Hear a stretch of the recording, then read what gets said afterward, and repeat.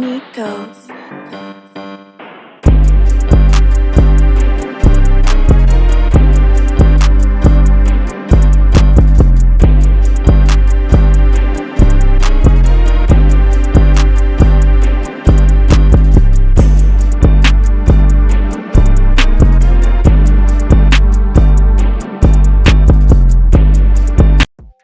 Alright, what it do?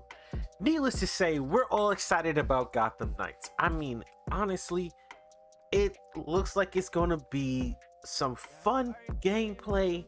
I got my heart set on Robin and Batgirl. I really am a huge Nightwing fan. Me and Nightwing go back to like when I was in Batman Underoos, you know what I'm saying? Sitting in the waterbed with the footies on. But he looks like he might not get touched by me. I'm just gonna be honest. I hope that what we've seen so far with all the footage from IGN, that it's just not an accurate representation of how he'll play. And with expert hands, I digress. But I'm definitely leaving Red Hood for last. He is my least favorite adaptation they brought. I'm just being honest. His gung fu was lame. Red Hood looks lame. Compared to everyone else in this game, he looks lame. And I don't know why, because Red Hood is one of the most compelling members of the Bat family, in my personal opinion.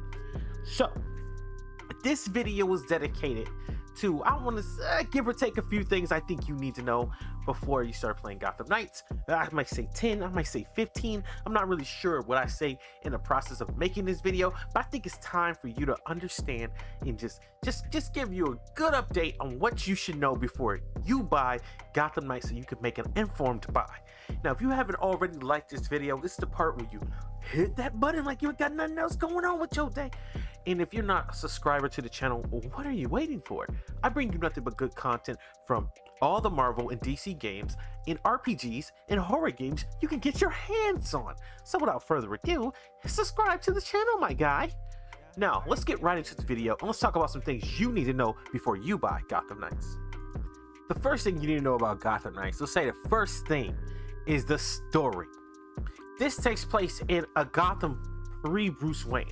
The Cape Crusader is dead. His clock has been punched, allegedly. We're gonna say allegedly because there's no way in hell I think he stays dead.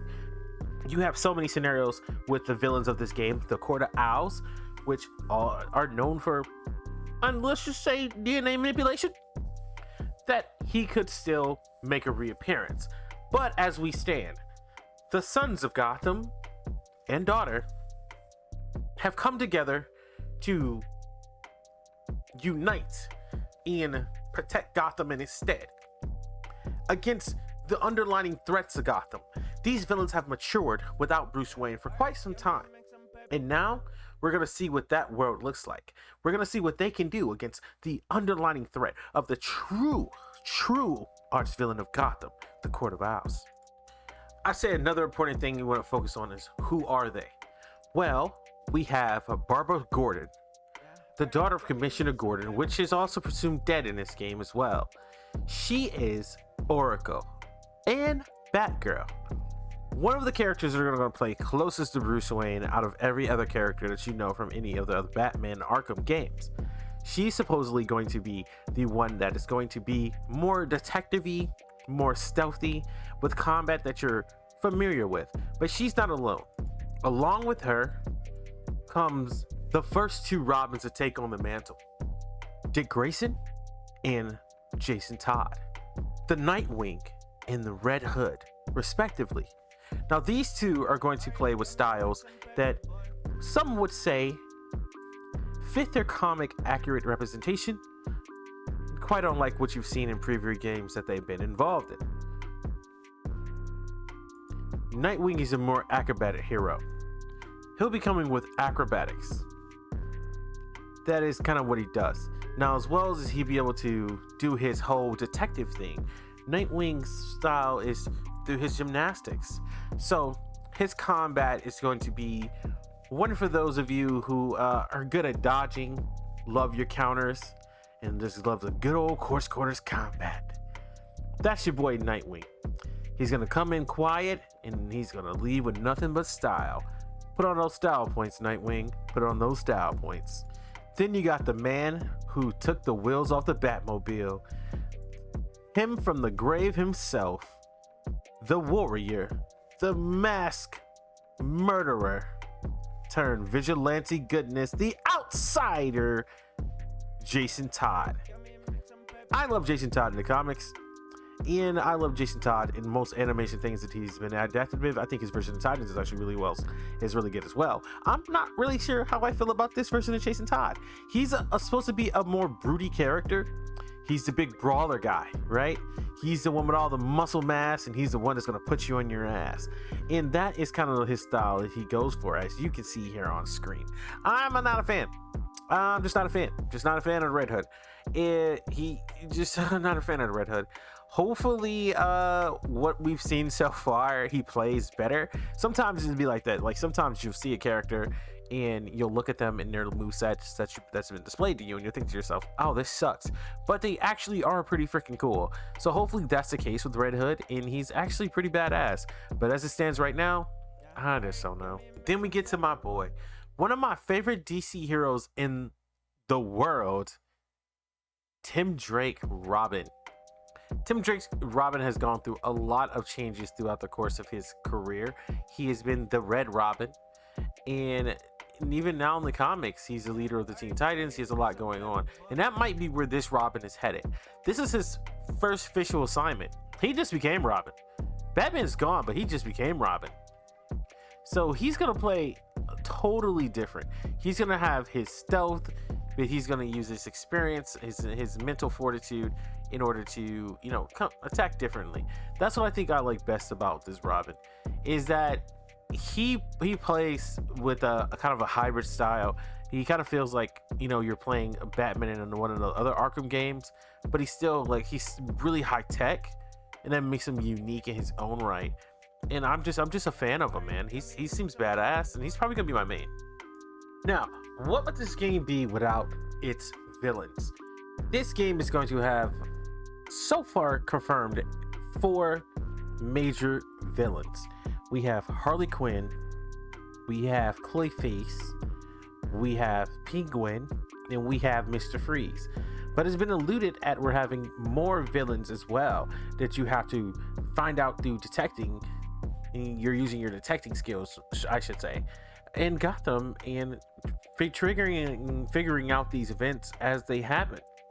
And honestly, that's pretty cool. I personally wouldn't have it any other way. That's what makes this game unique, I think, and what's going to make it stand out to the other superhero games on the market of its ilk, is that Batman has this wide variety, this rogue gallery that they can kind of just mess around with, and can deliver something unique to us.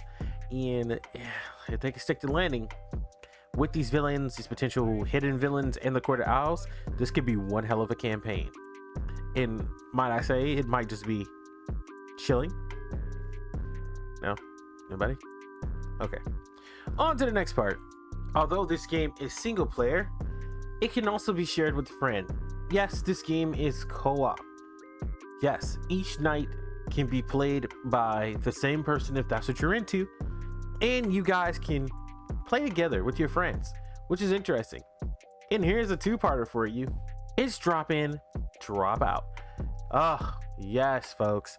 Continuation.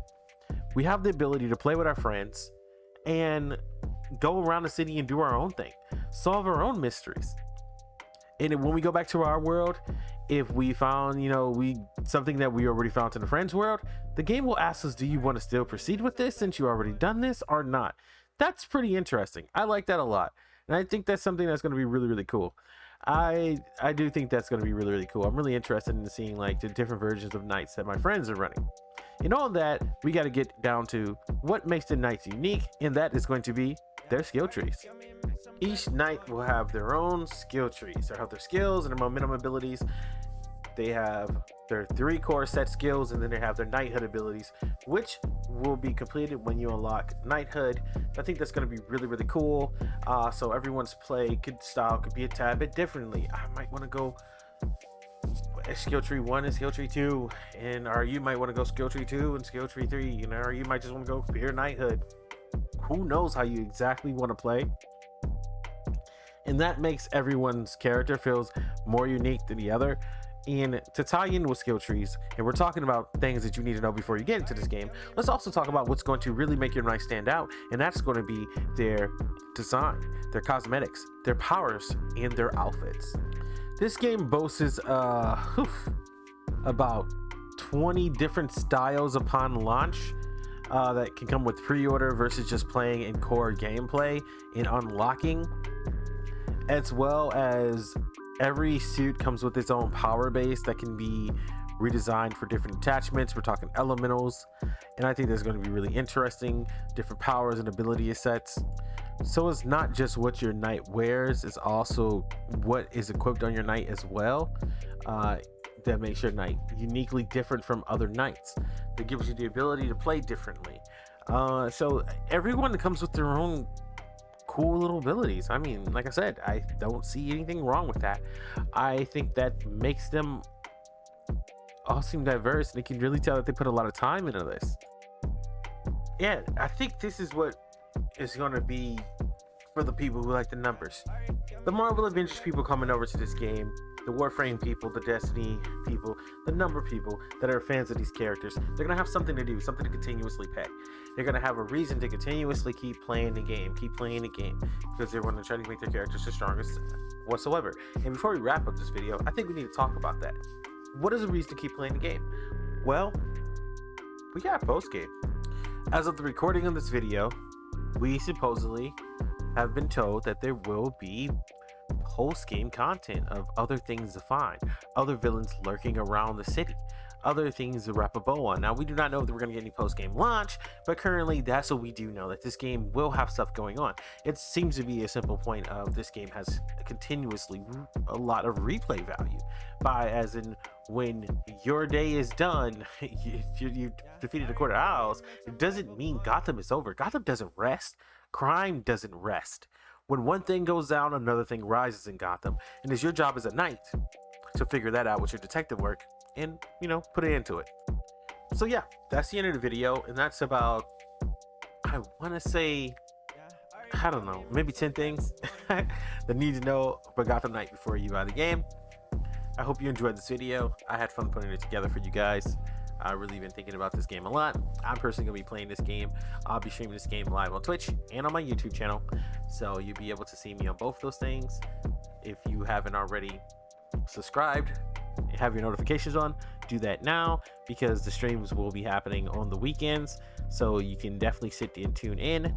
I will be doing Gotham Knight streams, and I am so excited for this. I can't wait to play with you guys. Can't wait to see what your knights look like, and just can't wait to just dive into the story, break down everything we can, find out as many different things around the city as we can, and ultimately defeat the quarter owls.